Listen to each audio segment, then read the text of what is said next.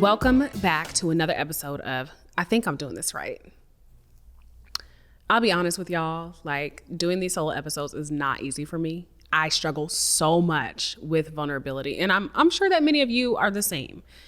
Doing something for the first time can be profoundly intimidating, right? Like the world sees you. And I think that if I'm honest, I've always been terrified of people seeing me.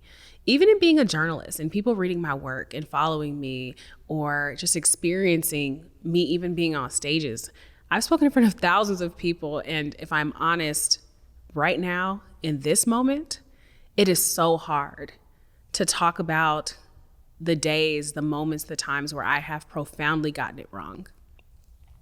And most recently, I had a situation with my mom. Like my mom is my biggest cheerleader. And I'm sure that for a lot of y'all who have incredible parents, you know, your parents are your biggest cheerleaders. And it is such a struggle when they express disappointment in something that you've done.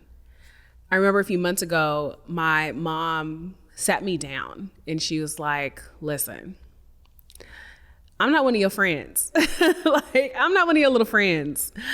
You are out here giving me all these drive-by updates. I'm out here, I am not officially on your PR team. Like, you need to be able to come here to rest, to recalibrate, to restore. I don't need to just get your random updates here and there. I don't need to just be part of the random communications, like essentially saying, listen, slow down. Slow down. And it's hard, right? It's hard when we are trying to achieve, we're trying to hit a goal. We set these intentions for ourselves for our year, whatever, trying to hit quarterly goals, relationship goals, all of these things, especially in the world of social media where it seems like everyone is living their best life and maybe you're hanging on by a thread. I know that somebody out there feels me.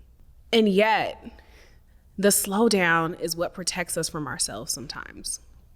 I remember being so overwhelmed at one point, and this was right before I was planning my book writing process. And I only had a few weeks to finish my manuscript. And at the same time, I am working on a website redesign, and I'm hiring and I'm letting people go, and I'm trying to figure out the day-to-day of life, including maybe even a move at the time. So my mind, my brain, I don't know if you all have ever felt like there are so many things happening at the same time, and if I drop the ball, everything will literally collapse. And that moment came for me when I arrived in Bermuda to write my book for the weekend, and I completely forgot about half the paperwork I needed to actually be in the country.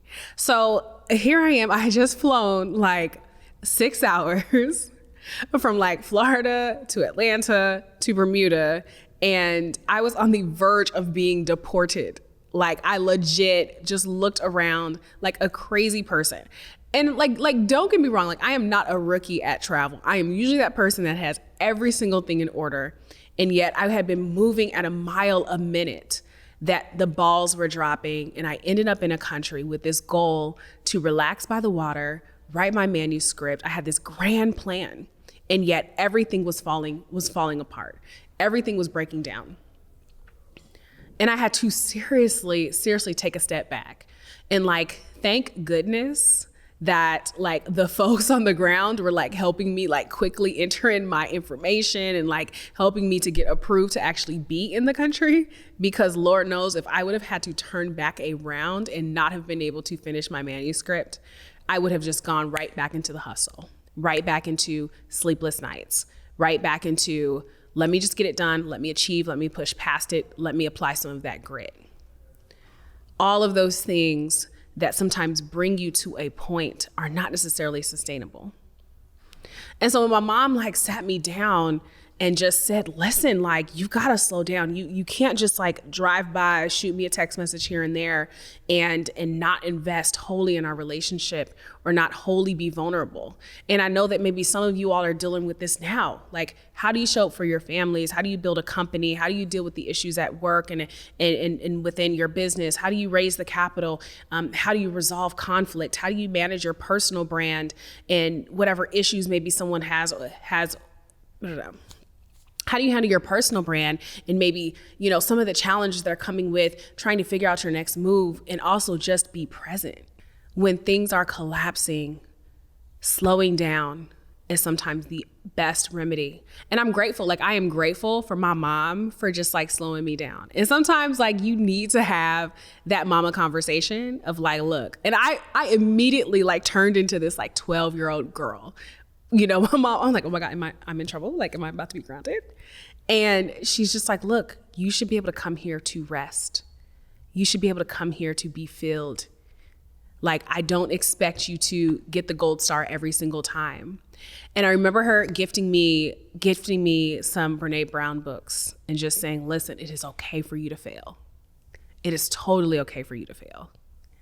And I think I've always been terrified. I've always been terrified of this idea of failing, right? Of everything completely falling apart. But what's crazy is in my attempt to win, I was failing at some of the things that were most important.